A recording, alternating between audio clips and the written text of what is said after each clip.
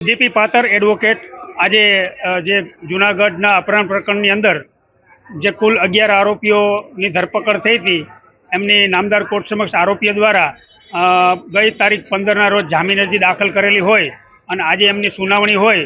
ફરિયાદ તરફી સંજયભાઈ પંડિત અને ડીપી પાતર તરીકે અમે બે ફરિયાદ તરફી એડવોકેટ તરીકે રોકાયેલા છીએ અને અમારે આ જામીન અરજીના વિરોધમાં સોગંદનામું આપવાનું હોય, જેથી કરીને આજે અમે વકીલપત્ર અને મુદત રિપોર્ટ રજૂ કર્યો છે.